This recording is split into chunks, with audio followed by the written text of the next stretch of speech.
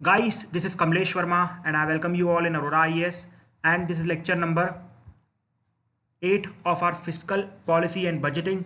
And in this lecture we will try to complete the budgeting part. If not possible, then we will extend one more lecture, but it is sure in the next lecture budgeting will be over. ठीक है, तो हमारा fiscal policy पूरे तरीके से complete हो गया है. अब आपको गवर्नमेंट से रिलेटेड कोई भी फिस्कल मैटर आता है या कुछ भी न्यूज़ आती है, so you can easily attempted. ठीक है, तो बेसिक्स तो मैंने पूरे क्लियर कर दिए हैं. अब इसके बाद एक यूजुअली आप देखोगे बहुत सारी रिपोर्ट्स आती रहेंगी कि गवर्नमेंट का डेब्ट टू जीडीपी रेशो इतना है, ये ऐसा है, वो ऐसा है, and everything will be coming. वो सारे टॉपिक्स मैंने कवर कर दिए हैं. अब आपको चीज़ें पढ़ के समझ में आएंगी. मतलब आपको कुछ बेस के लिए इधर उधर नहीं देखना पड़ेगा. आप डायरेक्टली न्यूज़पेपर पढ़ेंगे, डायरेक्ट एडिटोरियल पढ़ेंगे. जैसे बजट के पहले बहुत सारे आर्टिकल्स आएंगे कि गवर्नमेंट का फिस्कल पॉलिसी इस टाइप का होना चाहिए, ये ब्ला ब्ला दुनिया भर की चीज़ें आएंगी. ठीक है, बहुत आर्टिकल आएंगे, तो टेंशन मत लो. जैन के मंथ में तो बहुत ज़्यादा आएंगे. सो उस टाइम पे आपको चीज़ें समझ में आएंगी जब आपको इन लेक्चर्स का जो बेसिक है, जो कॉन्सेप्ट है, उसका अंडरस्टैंडिंग और जो उसकी इंपॉर्टेंस है वो समझ में आएगी. ठीक है, अब देखो बजटिंग मैंने आपको बोला था कि I won't teach budget of this year. ठीक है, उसके दो रीज़न बताए थे. सबसे पहला रीज़न तो ये कि भाई नया बजट आएगा वो ज़्यादा इंपॉर्टेंट होगा. ठीक है, और जो पुराना बजट है उसको पढ़ाने का दूसरा रीज़न ये था कि भाई अब कोविड-19 हो चुका है, तो गवर्नमेंट ने काफ़ी पॉलिसीज़ रोल बैक करेगी या फिर उसमें फंडिंग कम होगी, तो बहुत सारे चांसेस हैं कि उनका जो सक्सेस होगा उतना नहीं होगा जितना गवर्नमेंट ने पहले एक्सपेक्ट किया था. तो इन दोनों रीज़न की वजह से बजट तो कुछ खास इंपॉर्टेंट नहीं है इस साल का पढ़ने के लिए, बिकॉज अब जो सिचुएशन है वो ड्रास्टिकली चेंज हो चुकी है. बिकॉज कोविड-19 ने बहुत ही हैवीली अटैक किया इंडिया को. और दूसरी चीज़ कि भैया नया बजट आएगा वो ज़्यादा इंपॉर्टेंट रहेगा, उसकी स्कीम ज़्यादा इंपॉर्टेंट रहेगी. बट फिर भी मैंने सोचा कि कोई नहीं, यहाँ पर trends and everything I will discuss of budget 2020 to 21. और इसके बाद जो भी आप कह सकते हैं जो भी मतलब स्कीम्स थी बजट की, जैसे फॉर एग्जांपल किसान रेल चालू की गई, इसके बाद रेल उड़ान चालू की गई, ये सब जो स्कीम्स आई उसको दैट आई विल कवर. ठीक है, उसकी आप टेंशन मत लो, वो मैं आपको मतलब जगह टॉपिक वाइज कंप्लीट करूँगा. फॉर एग्जांपल अगर एग्रीकल्चर पढ़ा रहा हूँ तो आपको वहाँ पर रेल किसान पढ़ा दूंगा. आप जो और स्कीम होंगी वो मतलब टॉपिक वाइज पढ़ा दूंगा, बट हॉलिस्टिकली बजट नहीं पढ़ूंगा. हॉलिस्टिकली बजट के लिए I will bring a separate lecture. Okay, don't worry. चलिए चालू करते हैं बजटिंग से. तो सबसे पहले तो हम चालू करेंगे बजटिंग का कि भाई ट्रेंड्स क्या हैं, मतलब इस बार के हमारे ट्रेंड्स क्या रहे. ठीक है, so let me search the slide. Where is the slide? Budgeting. Yes, this is the slide.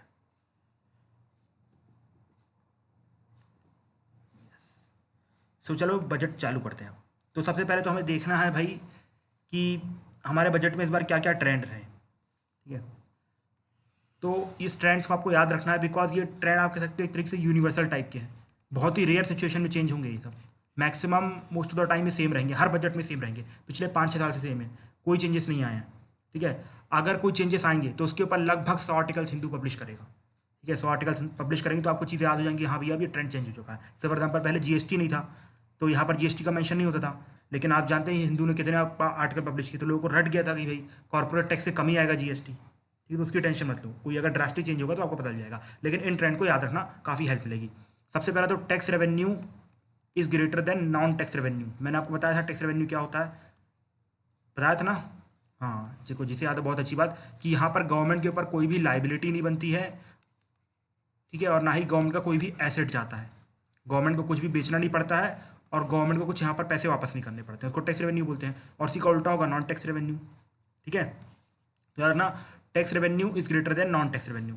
ठीक है, इसके बाद ये सबसे इंपॉर्टेंट रेट है, direct tax is greater than indirect tax. याद रखना, हमारे पास डायरेक्ट टैक्सेस ज़्यादा आते हैं, इनडायरेक्ट टैक्सेस कम आते हैं. लेकिन जब यही टाइम 1985 का था, 1985 का, जब राजीव गांधी का एरा चल रहा था, तो उस टाइम पे क्या था, उस टाइम पे इनडायरेक्ट टैक्सेस डायरेक्ट टैक्सेस से ज़्यादा होते थे. इसका मतलब ये नहीं है कि वो जो सरकार थी प्रोग्रेसिव सरकार नहीं थी. बात ये थी कि उस टाइम पे हमारे यहाँ पर उतने बिलियनर नहीं होता करते थे. ठीक है, उस टाइम पे हमारे पास ज़्यादा रिच पर्सन नहीं होते थे, और ऊपर से डायरेक्ट टैक्स को मतलब पकड़ना भी बहुत मुश्किल होता था, बिकॉज आप जानते हो उस टाइम पे करप्शन भी बहुत ज़्यादा हुआ करता था, तो डायरेक्ट टैक्स पकड़ में नहीं आता था. और इनडायरेक्ट टैक्स लगाना बहुत आसान होता था और बहुत ही आसानी से रिकवर भी हो जाता था, इसलिए उस टाइम पे इनडायरेक्ट टैक्स ज़्यादा था. लेकिन अभी याद रखना direct tax is greater than indirect taxes. लेकिन याद रखना कि जब जीएसटी आया था और भी बहुत सारे चेंजेस आए थे, तो उस टाइम पे कुछ टाइम के लिए, मुश्किल से 2 से 3 साल के लिए इनडायरेक्ट टैक्स डायरेक्ट टैक्स से ज़्यादा हुआ था. ये मैंने क्यों बताया, बिकॉज यूपीएससी से क्वेश्चन पूछेगा पिछले 15 साल से डायरेक्ट टैक्स ही इनडायरेक्ट टैक्स से ऊपर रहे, तो ऐसा नहीं है. बीच में 2 से 3 साल के लिए आप कह सकते हैं 2016 से लेकर आप 2017 के आसपास इनडायरेक्ट टैक्सेस ज़्यादा हो गए थे, बहुत ही मार्जिनली ज़्यादा हुए थे, मतलब पॉइंट से कुछ आगे हुए थे. लेकिन याद रखना ट्रेंड ये इंपॉर्टेंट ट्रेंड है, ठीक है, बिकॉज यूपीएससी पूछ सकता है। तो एक तो tax revenue is greater than non tax revenue, और दूसरा direct tax is greater than indirect tax. ये आपको टैक्सेशन में पढ़ाऊंगा, डायरेक्ट टैक्स क्या होता है, इनडायरेक्ट टैक्स क्या होता है, इसके बाद टैक्सेशन वाला ही चैप्टर है, डोंट वरी। इसके बाद ये देखो, ये सबसे इंपॉर्टेंट है, सबसे ज़्यादा अगर मैं आपको बोलूँ कि डायरेक्ट टैक्स इनडायरेक्ट टैक्स, चलो ठीक है, लेकिन ऐसे कौन कौन से मतलब फिक्स टैक्स बताओ जिसमें सबसे ज़्यादा इनकम आती है। तो सबसे पहले आता है कॉर्पोरेट टैक्स, ठीक है, मतलब जो बिजनेस वाले भरते हैं, इसलिए गवर्नमेंट की जो मैक्सिमम पॉलिसी रहती है बिजनेस सेंट्रिक रहती है, बिकॉज टैक्स वहाँ से ज़्यादा आता है, जहाँ से पैसा ज़्यादा आएगा उनको सर्विस ज़्यादा मिलेगी। इसके बाद दूसरे नंबर में आता है जीएसटी, ठीक है, दूसरे नंबर में क्या आता है, जीएसटी, ठीक है। इसके बाद तीसरे नंबर पर आता है पर्सनल इनकम टैक्स, क्या आता है, personal income tax, personal income tax जो आप और मैं भरते हैं, ठीक है, वैसे मैं नहीं भरता हूँ, I don't have any income as such कि जिसमें टैक्स भरा जाए। इसके बाद एक्साइज ड्यूटी, ठीक है, एक्साइज ड्यूटी तो पता है ना, नहीं पता कोई नहीं, टैक्सेशन में पढ़ने वाले। इस पर सेम कस्टम ड्यूटी भी वी विल स्टडी इन कहाँ पर, टैक्सेशन में, इसके बाद ही वाला चैप्टर टैक्सेशन है, ठीक है। इसके बाद है ना revenue expenditure is capital than actually greater than capital expenditure. Revenue expenditure मैंने आपको बताया था क्या होता है, रेवेन्यू एक्सपेंडिचर बताया था कि नहीं बताया था, हाँ, जिसमें कुछ फ़ायदा नहीं होता, वो नॉन प्रोडक्टिव चीज़ें होती हैं, जैसे फॉर एग्जाम्पल सैलरी भर देना, ये कर देना, वो कर देना, और इंडिया में देखो यही सबसे ज़्यादा होता है, ठीक है, पिछले बहुत सालों का ट्रेंड है ये। और कैपिटल एक्सपेंडिचर हमारे यहाँ कम होता है कंपेयर टू रेवेन्यू एक्सपेंडिचर, ठीक है, बिकॉज स्कीम्स, एजुकेशन, हेल्थ सब कुछ रेवेन्यू एक्सपेंडिचर में आता है। तो नॉर्मल सी बात है भैया, अगर गवर्नमेंट वेलफेयर भी करती है तो वो भी रेवेन्यू एक्सपेंडिचर में काउंट हो जाता है, ठीक है। इसके बाद देखो गवर्नमेंट को मैक्सिमम पैसा कहाँ से मिलता है, जैसे ये तो मैंने बताया कि भैया हमारे पास डायरेक्ट टैक्स सबसे ज़्यादा टैक्स रेवेन्यू आती है। अब मैंने बताया कि टैक्स रेवेन्यू में डायरेक्ट टैक्स इनडायरेक्ट टैक्स से ज़्यादा आते हैं। अब ये मैंने ये भी बताया कि भैया डायरेक्ट और इनडायरेक्ट टैक्स में सबसे ज़्यादा कॉर्पोरेट आता है, फिर जीएसटी आता है, फिर पीआईटी आता है, मतलब पर्सनल इनकम टैक्स। लेकिन अब ये बताओ ओवरऑल गवर्नमेंट के पास, मतलब यहाँ पर बहुत सारी चीज़ मैंने इंक्लूड नहीं की थी, जैसे बॉरोइंग इंक्लूड नहीं की थी, ये इंक्लूड नहीं किया था, वो इंक्लूड नहीं किया था, लाइबिलिटी इंक्लूड नहीं की थी। अब बताओ ओवरऑल बिल सबसे ज़्यादा पैसा कहाँ से आता है, सबसे ज़्यादा पैसा आता है बोरोइंग एंड अदर लाइबिलिटी से। ये मैंने पिछले लेक्चर में एक्सप्लेन किया था, बोरोइंग अदर लाइबिलिटी, ठीक है, मैक्सिमम पैसा यहाँ से आता है, ठीक है। और उसके बाद दूसरे नंबर में ओवरऑल रहता है कॉर्पोरेट टैक्स, फिर आता है जीएसटी, फिर आता है इनकम टैक्स। एक बार सारे ट्रेंड फिर से रिवाइज करवाता हूँ। देखो अगर कोई मुझसे पूछेगा कि भैया गवर्नमेंट के पास मैक्सिमम पैसा कहाँ से आता है, टैक्स रेवेन्यू कि नॉन टैक्स रेवेन्यू, मैं बोलूँगा भाई टैक्स रेवेन्यू, ठीक है, it is well and good. अब बताओ भैया टैक्स दो पार्ट के होते हैं, एक होता है डायरेक्ट टैक्स होता है, इनडायरेक्ट टैक्स होता है। अब बताओ डायरेक्ट टैक्स और इनडायरेक्ट टैक्स में ज़्यादा क्या आता है, डायरेक्ट टैक्स आता है भाई, ठीक है, ये भी याद हो गया हमको। इसके बाद बताओ कि इन दोनों में मतलब डायरेक्ट टैक्स बहुत सारे होते हैं, जैसे फॉर एग्जांपल कॉर्पोरेट हो गया, पर्सनल इनकम हो गया, उसी प्रकार इनडायरेक्ट एक्साइज हो गया, कस्टम हो गया, जीएसटी हो गया। इन सब में सबसे ज़्यादा कंट्रीब्यूट कौन करता है गवर्नमेंट को, तो उसमें आ गया हमारा कॉर्पोरेट टैक्स सबसे पहले, फिर आ गया जीएसटी, जीएसटी के बाद पीआईटी। मेनली तीन याद रखना शुरू किया, ठीक है, आखिरी के दो याद मत रखना, ये तीन याद रखना, पहले कॉर्पोरेट, फिर जीएसटी, फिर पीआईटी। अब गवर्नमेंट मैक्सिमम खर्चा कहाँ करती है, कैपिटल एक्सपेंडिचर में करती है, जिससे कि एसेट क्रिएट होते हैं, इंफ्रास्ट्रक्चर क्रिएट होता है, या फिर गवर्नमेंट ऐसे ही सैलरी फैलरी में ज़्यादा स्पेंड करती है, स्कीम्स में, हेल्थ एजुकेशन में, तो किस में करती है, रेवेन्यू एक्सपेंडिचर में, ना कि कैपिटल एक्सपेंडिचर में। ना revenue expenditure is greater than capital expenditure. यही एक रीज़न है कि हमारे यहाँ इंफ्रास्ट्रक्चर इतना खराब है, ठीक है, इंफ्रास्ट्रक्चर इतना खराब है। ओके, अब मैं पूछा भैया ओवरऑल बताओ सबसे ज़्यादा पैसा कहाँ से आता है। सबसे ज़्यादा पैसा आता है बोरोइंग एंड अदर लाइबिलिटी से। ये मेरे पिछले लेक्चर में बताया था भैया, कोई मुझसे दोबारा नहीं पूछेगा, दोबारा पिछला लेक्चर देख के आओगे, ठीक है। इसके बाद आ जाता है कॉर्पोरेट टैक्स, फिर जीएसटी और फिर इनकम टैक्स। मतलब सिर्फ यहाँ पर आता ना मैक्सिमम पूरा ओवरऑल कोई पूछते हो कहाँ से आता है, बोरोइंग से एंड अदर लाइबिलिटी से, ठीक है। और मैक्सिमम पैसा कहाँ जाता है, ये तो बहुत आसान बात है यार, पिछले लेक्चर में बताई थी मैंने, फाइनेंस कमीशन वाले में, लास्ट टू लास्ट लेक्चर में। हाँ, 42% शेयर किसको मिलता है, स्टेट को। तो मैक्सिमम तो भैया स्टेट को ही जा रहा है ना, इसमें सोचने की क्या ज़रूरत है, सीधा 42% लगा दो, ठीक है। इसके बाद दूसरे नंबर में इंटरेस्ट पेमेंट ने बताया था कि गवर्नमेंट पिछले कई सालों से जो पहली सरकारों ने उनका लोन भरना पड़ता है, तो उनका लोन अपन डिफॉल्ट नहीं कर सकते हैं, तो क्या आएगा, इंटरेस्ट पेमेंट। उसके बाद सेंट्रल सेक्टर स्कीम में, सेंट्रल सेक्टर स्कीम बहुत सारी हैं, कुछ बताओगे, एक आध लिख दो भाई अपने कमेंट सेक्शन में। इसके बाद centrally sponsored scheme, centrally sponsored की मैंने अलग से एक्सप्लेन की थी, ठीक है, याद है, फाइनेंस कमीशन वाले चैप्टर में। इसके बाद डिफेंस पे खर्चा होता है, उसके बाद सब्सिडीज़ एंड पेंशन में, ठीक है, उसके बाद सब्सिडीज़ एंड पेंशन में। देखो फिर से देखो, सबसे पहला तो किसको दिया जाता है, सबसे पहला स्टेट को दिया जाता है 42%। अब बचा कितना, 58%। सही है ना भाई, मेरी कैलकुलेशन थोड़ी सी मैथ्स कमज़ोर है, 58%। उसके बाद दूसरे नंबर में इंटरेस्ट पेमेंट, भैया आप पैसा लिया वापस तो करना पड़ेगा, अदरवाइज अगर आप डिफ़ॉल्ट कर गए तो आपकी रेटिंग पूरी भैया नेगेटिव से भी नेगेटिव में चली जाएंगी, बिकॉज मतलब जो फिच और मूडी है वो तो बैठे ही रहते हैं कि इंडिया की रेटिंग उन्हें कम करने का मौका मिल जाए बस। उसके बाद सेंट्रल सेक्टर स्कीम, मतलब सिंपल सी बात है, गवर्नमेंट अपनी स्कीम को ज़्यादा पैसा देगी कि स्टेट वाली को? अपनी वाली को। तो जिसमें गवर्नमेंट डायरेक्टली फंड कर रही है, सेंट्रल सेक्टर स्कीम, उसमें ज़्यादा पैसा लगाएगी। उसके बाद सेंट्रली स्पॉन्सर्ड स्कीम में जाएगा, उसके बाद डिफेंस में, इंपॉर्टेंट है डिफेंस, उसके बाद finally subsidies and payments, subsidies and pensions. देखो अब सिंपल सी बात है, इतने लोग एम्प्लॉय हुए थे, उन्होंने सर्व किया है नेशन को, तो उनको पेंशन देनी पड़ेगी। साथ ही साथ गवर्नमेंट बहुत सब्सिडी देती है, फॉर एग्जाम्पल एग्रीकल्चर सब्सिडी हो गई, फूड सब्सिडी हो गई, फर्टिलाइजर सब्सिडी हो गई, बहुत सारी सब्सिडी देती है, ठीक है। अब आप ये बताओ कि सबसे ज़्यादा किस मिनिस्ट्री को पैसे मिलते हैं? कुछ लोगों को लग रहा होगा एग्रीकल्चर, ठीक है, लेकिन इसका आंसर डिफेंस है। सबसे ज़्यादा पैसा डिफेंस को मिलता है, ठीक है। किसको मिलता है? डिफेंस को। इसके बाद मिनिस्ट्री ऑफ होम अफेयर्स को। लोगों को समझ में आया कि हाँ भैया डिफेंस को क्यों मिल रहा है, बिकॉज अमेरिका और जापान तो हमें लूट डालते हैं। अमेरिका, फ्रांस वाले, ये लोग बहुत महंगे महंगे रफाल बेचते हैं हमें, क्योंकि हम घर में प्रोड्यूस ही नहीं कर सकते हैं, तो हमारी मजबूरी का फ़ायदा उठाया जाता है और हमें महंगी महंगी चीज़ें बेची जाती हैं। तो इसलिए इनको पैसा ज़्यादा देना पड़ता है भाई। और ऊपर से रुस्तम तो आपने देखी है कैसी कैसी अच्छी अच्छी डील्स होती हैं, तो उसका कोई डिनायर ही नहीं है। इसके बाद मिनिस्ट्री ऑफ होम अफेयर्स को जाता है, क्यों? बिकॉज मैक्सिमम जो इंटरनल सिक्योरिटी रहती है, ठीक है, BSF, CAPF, ये सब होम के अंदर आती है, होम अफेयर्स के अंदर आती है, तो इसको भी मैक्सिमम पैसा खर्च करना पड़ता है, ठीक है। बिकॉज CAPF हो गया, BSF हो गया, इन सबकी पेंशन वेंशन सब कौन देगा? सरकारी देगी ना, होम के अंदर आता है, तो इसलिए सेकंड नंबर में होम को ज़्यादा पैसा मिलता है। मतलब देखो सिक्योरिटी में गवर्नमेंट का ज़्यादा फोकस है।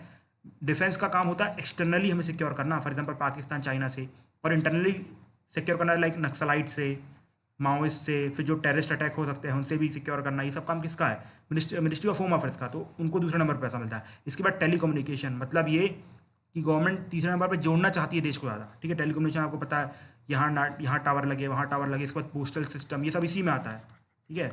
तो तीसरे नंबर में टेलीकम्युनिकेशन, लोगों को ये तो समझ में आ जाता है, लेकिन टेलीकम्युनिकेशन लोगों को डाउट लगता है, तो याद रखना तीसरे नंबर में टेलीकम्युनिकेशन। इसके बाद आखिरी में एग्रीकल्चर आता है, आखिरी में एग्रीकल्चर आता है, ठीक है। अब किस स्कीम को गवर्नमेंट सबसे ज़्यादा पैसा एलोकेट करती है? आज से 2-3 साल पहले की बात है, या 2 साल पहले की बात है, सबसे ज़्यादा पैसा हमेशा MG नरेगा को अलॉट होता था। किसको? MG नरेगा को। लेकिन अब ये मोदी जी ने अपनी खुद की स्कीम लाई। देखो UPA एरा की ना, ये सबसे आप कह सकते हो फ्लैगशिप स्कीम थी। फ्लैगशिप स्कीम मतलब कि UPA एरा इसी के नाम से जानी जाती है। अगर कोई मनरेगा का नाम लेगा तो समझ में हाँ UPA एरा ने चालू किया था। अब मोदी साहब भी चाहते थे कोई ऐसी स्कीम निकाली जाए जिससे लोगों का फ़ायदा और मेरी हमेशा के लिए धाक बनी रहे, तो उनके लिए उन्होंने स्कीम निकाली PM किसान स्कीम, जिसमें आप सभी को पता है साल के 6,000 रुपये मिलते हैं, 3 इंस्टॉलमेंट में मिलते हैं, और स्टेट गवर्नमेंट के ऊपर पावर होती है किस किस को देना है, वो गवर्नमेंट डिसाइड करती है, स्टेट गवर्नमेंट डिसाइड करती है, ठीक है। तो अब जो मैक्सिमम लोकेशन होता है वो PM किसान को होता है इंस्टेड ऑफ MG नरेगा, ठीक है। PM किसान instead of MG NREGA. MG NREGA का फिर भी फायदा होता था बिकॉज इंफ्रा क्रिएट होता था। अब बताओ इसमें PM किसान में क्या फ़ायदा होता है कि किसान के हाथ में पैसे चले जाते हैं और थोड़ा बहुत खुश हो जाते हैं वो लोग, लेकिन यहाँ पर देश का फ़ायदा ज़्यादा था मेरे ख्याल से, एज़ पर माई विश और एज़ पर माई नॉलेज। अब कुछ और इंपॉर्टेंट हाईलाइट्स हैं जो आपको जाननी बहुत ज़रूरी है। देखो सबसे पहली बात तो गवर्नमेंट ने बोला है कि जो पिछला एक्सपेंडिचर था उससे 12.7% का एक्स्ट्रा खर्चा करेगी गवर्नमेंट, ठीक है। मतलब खर्चा हुआ है, सॉरी जो गवर्नमेंट ने एक्सपेक्ट किया था उससे 12.7% का ज़्यादा खर्चा हुआ है, इसको याद रखना। और ये सबसे इंपॉर्टेंट पार्ट है, देखो गवर्नमेंट ने इस बार एक्सपेक्ट किया था कि हमारे पास टैक्स कितना आएगा, 16.3%। मैंने आपको पहले ही बताया था 16.3% का एक्सपेक्टेशन था, और ये इंडिया का सबसे हाईएस्ट टैक्स होने वाला था, ठीक है, हाईएस्ट टैक्स होने वाला था। आपको बता दूं जितनी भी डेवलपिंग इकोनॉमीज़ हैं या यूरोपियन इकोनॉमीज़ हैं उन सब का टैक्स कलेक्शन हमसे ज़्यादा है। जैसे चाइना का टैक्स कलेक्शन है 21%, ठीक है, मतलब चाइना में 21% पैसा मिल जाता है। अगर आप ये स्कैंडिनेवियन कंट्री पे चले जाओ, मतलब स्कैंडिनेवियन जो कंट्रीज़ होती हैं, फॉर एग्जांपल नीदरलैंड हो गई, फिनलैंड हो गई, सब कंट्रीज़ होती है, वहाँ पर तो भैया 80 से 85%, 90% तक भी टैक्स रिकवर होता है। अपने यहाँ देखो चाइना में सिर्फ 21% हो रहा है, अपने यहाँ सिर्फ 16.3% का एक्सपेक्टेशन था, लेकिन होगा नहीं, फिर से वही 14-12% के आसपास आ जाएगा। आई थिंक 14 के आसपास पहुँच गया था पिछले टू पिछले बजट में, बट इस बार 12% पे जाएगा। क्यों? बिकॉज ऑफ कोविड-19, ठीक है, बिकॉज ऑफ कोविड-19, ओके। और बाकी अगर आप ब्राज़ील की बात करो या जो बाकी ब्रिक्स कंट्री है, मतलब सॉरी क्या हो रहा है यार आज टंग को, इट इज़ स्लिपिंग, जो ब्रिक्स कंट्री हैं, ठीक है, ब्रिक्स कंट्री में सबसे कम कंट्रीब्यूशन जो टैक्स में होता है वो इंडिया का होता है, याद रखना। जहाँ तक कि साउथ अफ्रीका तक हमसे आ गया भाई, जो कैसी बात आ गई है।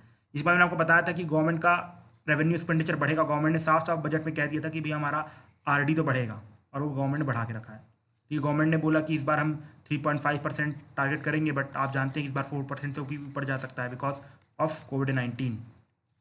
और उसके बाद मैं आपको सब्सिडीज़ की बात बता रहा था कि सब्सिडीज़ भी गवर्नमेंट देती है। 5 नंबर सबसे बड़ा खर्चा होता है, तो सबसे ज़्यादा पैसा जो मिलता है वो फूड सब्सिडी को मिलता है। किसको मिलता है? फूड सब्सिडी को। उसके बाद आती है फर्टिलाइज़र सब्सिडी। कौन सी सब्सिडी? Fertiliser subsidy. और उसके बाद आखिरी में आती है कौन सी? Petroleum subsidy. कौन सी सब्सिडी? Petroleum subsidy. तो ये बजट के सारे ट्रेंड्स थे। आई होप आपको बजट थोड़ा सा क्लियर हुआ होगा कि किस टाइम पे कैसी चीज़ें चलती हैं। डायरेक्ट टैक्सेस ज़्यादा होते हैं, फिर टैक्स रेवेन्यू ज़्यादा आता है, कॉर्पोरेट टैक्स ज़्यादा आता है, ओवरऑल देखें तो बोरोइंग एंड अदर लायबिलिटी से पैसा सबसे ज़्यादा आता है। गवर्नमेंट कैपिटल की जगह रेवेन्यू में ज़्यादा पैसा खर्च करती है। इसके बाद मैक्सिमम रुपी कहाँ जाता है? स्टेट्स को जाता है 42%, इस बार 41% हो गया। Maximum allocation ministry of defence को होता है। जो हाईएस्ट एलोकेशन टू स्कीम इस बार पीएम किसान है, नॉट एमजी नरेगा। और इसके बाद गवर्नमेंट का एक्सपेंडिचर बढ़ा, लेकिन ये सब तो अब बेकार हो गए हैं चारों फिगर, बिकॉज आप जानते हैं कोविड-19 वजह से ये सब एस्टिमेट बदलने वाले हैं। तो सबको बदलो, सबको बदलो, सब बढ़ेंगे, ये सब बढ़ेंगे। मतलब ये इसको बस छोड़ के सब बढ़ने वाले हैं। गवर्नमेंट का जो एक्सपेंडिचर है वो बढ़ेगा, रेवेन्यू डेफिसिट भी बढ़ेगा, फिजिकल डेफिसिट भी बढ़ेगा, बस टैक्स जो आना था वो कम हो जाएगा और सब्सिडीज़ सेम रहेंगी। फूड सब्सिडी, इसके बाद फर्टिलाइज़र, इसके बाद पेट्रोलियम। देखो ये ट्रेंड कोई नहीं बताता है, लोग सिर्फ लिख के दे देते हैं, समझाते नहीं है। I have try to explain it, ठीक है, बिकॉज ये इंपॉर्टेंट है। आपने देखा है ट्रेंड वाले क्वेश्चन आते हैं ना कि भैया 10 साल में टैक्स बढ़ा है नहीं बढ़ा है, ब्ला ब्ला ब्ला, दुनिया भर के क्वेश्चन लोग छोड़ देते हैं, कुछ फ़ायदा होता नहीं है। इससे अच्छा भैया इसको पढ़ लो, 2 मार्क्स मिल जाएंगे, फ़ायदे में रहोगे। अब देखो 2017 और 18 का बजट पढ़ाऊंगा मैं आपको। आप सोच रहे होगे कैसा मूर्ख इंसान है यार, इसने हमें इस साल का बजट पढ़ाया नहीं, 2017-18 का बजट पढ़ाने चला है। भाई 2017 से 18 के बजट में बहुत सारे इंपॉर्टेंट चेंजेस हुए थे। कौन कौन सा? सबसे पहली बात तो रेल बजट को जनरल बजट के साथ मर्ज कर दिया गया था। इसके बाद प्लान एक्सपेंडिचर और नॉन प्लान एक्सपेंडिचर को अबेंडन कर दिया गया था। और इसके बाद बजट को पहली बार 1 फरवरी को प्रेजेंट किया गया था। ठीक है, तो उसके क्या इम्पैक्ट पड़े आप बताओ? जानना नहीं पड़ेगा क्या? भाई जानना पड़ेगा यार, इतने बड़े चेंजेस आए हैं, ये नहीं जानोगे तो क्या जानोगे? ठीक है, इस बार तो सिर्फ स्कीम्स थी, वो तो कभी भी पढ़ा दूंगा यार, बोला हूँ पढ़ा दूंगा। ठीक है, तो अब ये जो इंपॉर्टेंट चेंजेस हैं वो आपको जानना ज़्यादा जरूरी है। सबसे पहले तो मैं आपको ये बता देता हूँ कि plan and non plan and expenditure क्या होता है। देखो अब इस पर फोकस मत करना, एक तो ऑलरेडी ये पहले था तो अब यूपीएससी नहीं पूछेगा, ऊपर से अब डिसकंटिन्यू हो चुका तो यूपीएससी और नहीं पूछेगा, बिकॉज हमारा फोकस इस पर नहीं है, प्लान नॉन प्लान में एक्सपेंडिचर में नहीं है। देखो प्लान एक्सपेंडिचर क्या होता है? वो पैसा जो गवर्नमेंट कैपिटल रेवेन्यू में खर्च करती है, मतलब कैपिटल क्रिएशन में खर्च करती है, वो कहलाएगा कैपिटल प्लान एक्सपेंडिचर। जैसे फॉर एग्जांपल रोड बन रहा है, इंफ्रास्ट्रक्चर बन रहा है, ये बन रहा है, वो बन रहा है, जैसे स्कूल्स बन रहे हैं। ठीक है, लेकिन इसके बाद जब स्कूल्स बन जाएंगे तो लगातार उनको मेंटेन करने के लिए पैसे भी देने पड़ेंगे कि नहीं देने पड़ेंगे? जैसे स्कूल बन गया, ठीक है, अब स्कूल में टीचर्स चाहिए, ठीक है, इसके बाद उनकी भी पे कुछ पेंशन बनेगी या जो भी होगा, उनको कुछ फैसिलिटीज़ मिलेंगी। अब उनके लिए घर बनेंगे, अब स्कूल का लगातार पेंट होगा, स्कूल में नई भर्तियाँ होंगी, स्कूल में बच्चों को स्कॉलरशिप मिलेगी। तो ये सब जो पैसा है, मतलब उसके बनने के बाद उसको जो चलाने का पैसा आता है वो नॉन प्लान एक्सपेंडिचर में आता है। समझ में आया? एग्जाम्पल से स्कूल बना दिया, दैट इज़ प्लान एक्सपेंडिचर। ठीक है, अब उसको चलाने के लिए खर्चा करेंगे तो that will be called as non plan expenditure.